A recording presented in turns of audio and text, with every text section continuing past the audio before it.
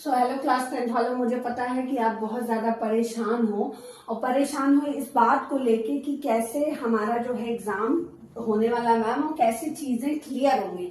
तो चलो मैं लेके चलती हूँ रियल नंबर चैप्टर जो कि मैथ्स में पहला चैप्टर है और 5 कॉन्सेप्ट इसमें अगर आपके क्लियर है और 5 कॉन्सेप्ट अनदर वीडियो में मैं क्लियर करा दूंगी। अगर आपका ये क्लियर है ना तो आपको पास होने से कोई नहीं रोक सकता। इस चैप्टर की गारंटी देती हूँ मैं। तो रियल नंबर, एक चीज और बता दूं, इसमें से एक ही क्वेश्चन आ सकता है कि prove that root 2 is a irrational number. Otherwise आपके अगर ये सारे कॉन्सेप्ट क्लियर हैं तो सिर्फ कॉन्सेप्ट से क्वेश्चन पूछेगा। Real number, the number found on number line. Number line क्या होती है वो भी मैंने लिख दिया है। अगर नंबर लाइन जिस बच्चे को नहीं पता है तो नंबर लाइन आपका सेंटर में 0 रहेगा, इधर आप पॉजिटिव नंबर्स लिख दो, नंबर्स तो पता ही है ना, और इधर निगेटिव लिख दो। अब इसके बीच आपको क्या मिलेंगे? फ्रैक्शन भी ऑफकोर्स मिलेंगे, इंटीजर्स तो भाई है पॉजिटिव नेगेटिव, और इरेशनल नंबर तो भाई ऑफकोर्स मिलेंगे इसके बीच। अब बात ये है कि मैम पूछ लो इरेशनल नंबर लिखा है लेकिन रेशनल क्यों नहीं लिखा? अरे फ्रैक्शन तो रेशनल ही होता है। हाँ, तो मैम भी ऐसी बेवकूफी कर जाती थी, कोई बात नहीं। Euclid division lemma. अब Euclid division lemma second concept में आप देखो, अगर कोई भी दो इंटीजर्स वहां पे हैं तो उसके लिए हमें एक यूनिक इंटीजर q और r मिल जाएगा such that a is equal to B Q plus are.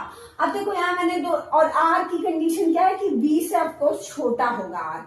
r जो है वो हमारा b से तो छोटा है, ठीक है, लेकिन 0 से बड़ा है। अब देखो यहाँ पे कॉन्सेप्ट या और बराबर भी हो सकता है, ठीक है। तो आप ये एग्जांपल नहीं, यही वाला देखो 22 is equal to 2 into 10।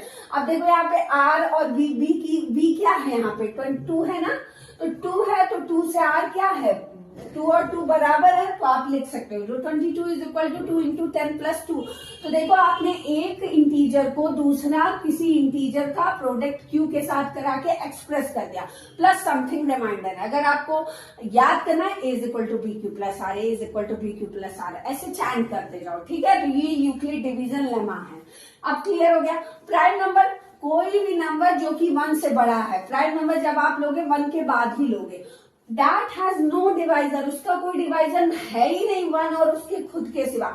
Simple language में अगर आप देखो, क्या 2 किसी के टेबल में आता है, क्या 3 किसी के टेबल में आता है, नो 5 आता है, सिवाय खुद के टेबल के सिवा वो कहीं नहीं आता है। क्या आप कभी बोलते हो 2 5 या समथिंग ऐसा प्राइम नंबर? नहीं। तो ऑफकोर्स 2 3 5 7 ये सब प्राइम नंबर है।